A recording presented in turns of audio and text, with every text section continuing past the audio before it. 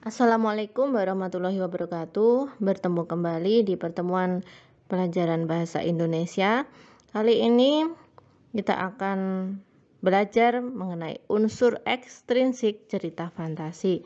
Jika kemarin kalian sudah mempelajari unsur intrinsik cerita fantasi ya, untuk saat ini materi kita adalah unsur ekstrinsik cerita fantasi. Mari kita simak bersama-sama. Unsur ekstrinsik, jika kemarin unsur intrinsik itu adalah unsur pembangun di dalam sebuah cerita, sedangkan unsur ekstrinsik, X itu berarti di luar ya, unsur di luar cerita atau karya sastra, tetapi masih mempengaruhi proses pembuatan suatu karya sastra. Nah, macam-macam unsur ekstrinsik itu ada 3. Yang pertama adalah bahasa yang digunakan. Bahasa yang digunakan itu bahasa apa yang digunakan di dalam cerita tersebut. Pengarang memilih memakai bahasa apa. Bisa bahasa Indonesia baku, bahasa Indonesia sehari-hari yang biasa digunakan sehari-hari ya. Kemudian bisa bahasa Indonesia yang resmi. Lalu bisa pakai bahasa daerah. Bahasa daerah itu sangat bermacam-macam, bisa bahasa Jawa, bisa bahasa Sunda, dan sebagainya. Itu bahasa yang digunakan. Yang kedua adalah nilai-nilai dalam cerita. Apa sih nilai-nilai itu? Pelajaran yang dapat diambil dari cerita. Nah, nilai-nilai juga sangat bermacam. Ada nilai budaya. Nilai budaya itu berarti berkaitan dengan budaya atau adat istiadat. Nilai religius atau agama. Nah, di situ ada adegan mungkin ada atau peristiwa tokoh tentang agamanya atau tentang tokoh yang rajin beribadah. Nah, seperti itu. Itu contoh nilai agama. Nilai moral berarti di dalam cerita tersebut mengajarkan beberapa kebaikan ya atau kesantunan, itu nilai moral. Lalu ada nilai politik, berarti berhubungan dengan politik, bisa saja tentang korupsi, ceritanya tentang korupsi, kemudian tentang krisis moneter seperti itu juga bisa ya nilai politik. Terus ada nilai sosial.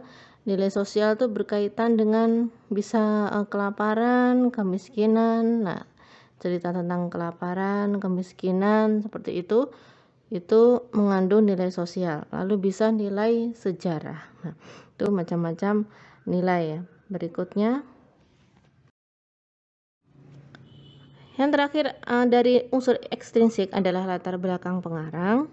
Jadi latar belakang pengarang ini maksudnya adalah kondisi psikologis seorang pengarang, lalu aliran sastra yang dianut oleh pengarang tersebut, bisa biografi hidup pengarang. Biasanya kehidupan pengarang itu berpengaruh terhadap hasil karya sastranya. Terus bisa hasil karya pengarang yang lain itu juga mempengaruhi, dan latar belakang lingkungan pengarang tuh. Biasanya kalau lingkungan pengarang itu sudah sejak kecil itu lingkungannya di pondok, itu biasanya karya sastranya juga berkaitan dengan kehidupan pondok pesantren. Seperti itu. Biasanya kalau lingkungan kehidupannya itu sangat religius, taat beribadah, itu biasanya karya sastranya juga berkaitan dengan keagamaan, rajin beribadah, mungkin sering ke langgar ya, untuk sholat berjamaah, membaca Al-Quran, nah seperti itu. Jadi latar belakang pengarang itu sangat berkaitan mempengaruhi karya sastra yang dibuat. Nah, setelah menyebutkan kalian memahami beberapa macam unsur ekstrinsik cerita fantasi, marilah kita bersama-sama menganalisis unsur intrinsik dan ekstrinsik cerita fantasi. Bagaimana sih cara menganalisis, cara menentukan, cara mencari unsur intrinsik dan ekstrinsik dari sebuah teks cerita fantasi? Mari kita ulas bersama-sama. Ini saya mempunyai sebuah cerita fantasi yang berjudul Nia in Wonderland. Kita lihat di halaman yang pertama. Ya, kita baca bersama, kita telaah, kita analisis bersama apa saja unsur intrinsik dan ekstrinsiknya. Nia in Wonderland. Aku baru saja tersadar dan terkaget, aku ada di mana sekarang? Padahal beberapa saat yang lalu aku tidur di kamar sambil membaca buku, tetapi sekarang berada di tengah hutan. Nah, di manakah latar tempatnya? Ayo. Ya, itu yang sudah saya berikan tanda merah itu di tengah hutan. Lalu kalian baca sampai paragraf terakhir di halaman pertama ini. Sudah? Di situ ada Nia melihat seseorang yang sedang membelah kayu, yaitu Jerry ya, temannya. Sudah ya, kita ke halaman berikutnya. Halaman yang kedua. Aku terkejut saat mendengar jawabannya. Mungkin ia terkena amnesia. Tiba-tiba aku mendengar suara teriakan. Di ujung sana aku melihat kobaran api yang menyala-nyala, menimbulkan asap pekat yang melambung di udara. Aku tersentak. Nah, Nia tersentak, kaget karena ada kobaran api. Ya. Nah, kalian baca. Lalu berikutnya halaman yang ketiga. Nah, aku hanya terdiam mendengar jawabannya. Masih Nia ya ini ya yang menceritakan tentang dia dan Jerry ini ya. Aku hanya terdiam mendengar jawabannya dan kakiku terus berlari di atas rumput hijau.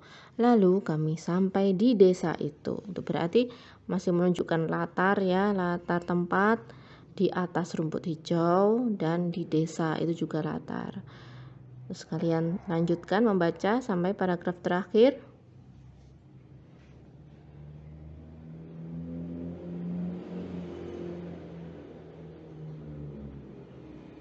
Nah, ada kata-kata di musim gugur. Itu kira-kira latar waktu bukan? Ya, di musim gugur. Ayo, latar waktu bukan.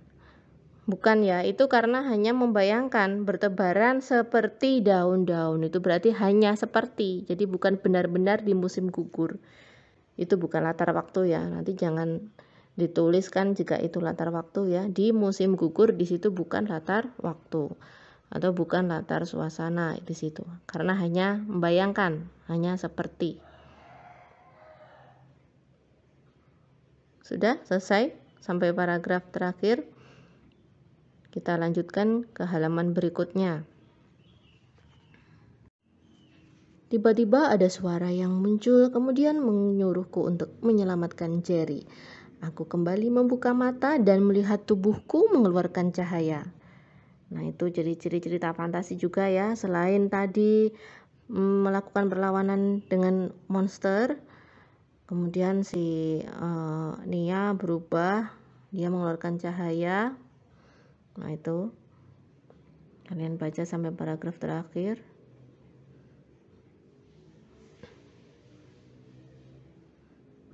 Kalian lihat paragraf terakhir. Aku berhasil mengalahkannya dan kembali ke wujud semulaku. Saat menghampiri Jerry, tiba-tiba ia menghilang. Semuanya ikut menghilang dan turun hujan yang deras. Aku tersadar bahwa semua hanyalah mimpi. Aku terbangun dan merasakan celanaku basah bukan karena hujan, tetapi karena mengompol. Nah, ternyata semuanya hanya mimpi. Sini ya ternyata hanya mimpi ya itu.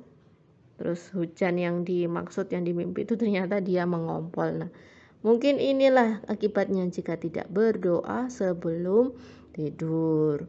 Nah, setelah membaca, kita cari bersama-sama semua unsur intrinsik dan ekstrinsiknya. Nah, apakah tema dari cerita Nia in Wonderland tadi? Nah, temanya adalah pertempuran melawan monster. Jadi tema itu diambil secara keseluruhan. Tentang apa ide cerita tersebut? Tentang pertempuran melawan monster ya. Kemudian alurnya apakah maju, mundur, atau campuran? Nah, alurnya adalah maju. Mengapa maju? Alasannya adalah menceritakan masa sekarang ke masa yang akan datang. Jadi seperti kemarin memuat pola A sampai Z ya, karena terus menceritakan ke masa yang akan datang, terus maju. dari awal si Nia bertemu dengan Jerry, kemudian perlawanan dengan monster, dan akhirnya ia bangun dari tidurnya karena semuanya hanya mimpi kan. Itu berarti alurnya adalah maju. Berikutnya, latar tempat yang terdapat dalam cerita adalah di hutan, di desa, tadi ada di atas rumput hijau, dan pastinya di kamar karena tadi bangun dari mimpi tadi. Lalu ada latar waktu. Latar waktunya ini secara tersirat karena tidak langsung dipaparkan, tidak langsung ada di dalam cerita, jadi kita sendiri yang menyimpulkan. Latar waktunya adalah saat bertempur melawan raksasa. Nah ya, kemudian saat tersadar dari mimpi, yang tadi ternyata hanya mimpi tadi. Terus ketika diajak Jerry ke sebuah desa, nah itu juga termasuk latar waktu. Lalu ada latar suasana. Bagaimana latar suasananya saat terjadi perlawanan melawan monster tadi? Pasti suasananya mencekam. Terus bagaimana suasana di hutan tadi? Nah, suasananya adalah teduh. Teduh ya, nyaman bisa, tentram bisa. Terus ada lagi latar suasana saat perlawanan tadi, itu bisa saja menegangkan atau seru. Nah, itu latar suasana saat peperangan, saat perlawanan dengan monster. Lalu ada penokohan dan watak. Ada berapa tokohnya tadi di dalam cerita Nia in Wonderland? Nah, ada 3 ya. Ada Nia bagaimana wataknya? Pemberani. Bisa juga watak Nia ceroboh juga bisa, karena tadi ternyata dia mengompol, itu bisa ceroboh. Terus Jerry wataknya juga pemberani ya, pemberani. Terus raksasa hijau wataknya bagaimana? Wataknya hebat bisa ya, hebat karena bisa melawan musuh-musuhnya. Itu kalian bisa menambahkan watak yang lain.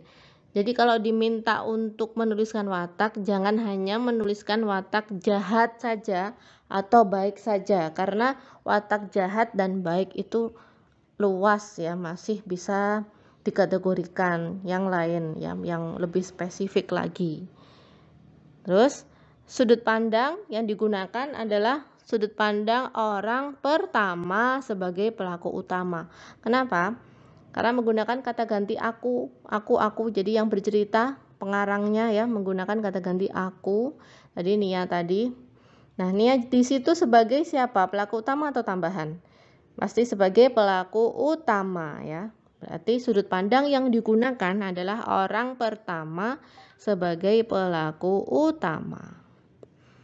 Lalu amanat. Amanatnya adalah kita harus membantu sesama manusia, saling membantu dengan teman ya. Terus jangan pernah takut untuk memberantas segala hal yang negatif. Jadi jangan pernah takut, kita harus berani untuk melakukan perlawanan, untuk memberantas segala hal yang negatif. Itu unsur-unsur intrinsiknya. Lalu unsur ekstrinsik. Unsur ekstrinsik yang pertama yaitu bahasa yang digunakan, bahasa Indonesia sehari-hari ya, bahasa Indonesia sehari-hari yang tidak resmi, tidak formal. Kemudian nilai yang terdapat dalam cerita adalah menggunakan nilai moral ya, terdapat nilai moral. Kenapa nilai moral? Itu karena tadi membantu teman seperti itu termasuk nilai moral, untuk membantu teman dalam melawan monster. Itu nilai moral. Nah, kira-kira apa sudah bisa membedakan dan bisa mencari unsur-unsur intrinsik dan ekstrinsik dari sebuah cerita fantasi? Jika kalian menemukan kesulitan, silakan tanya ke Budian ya.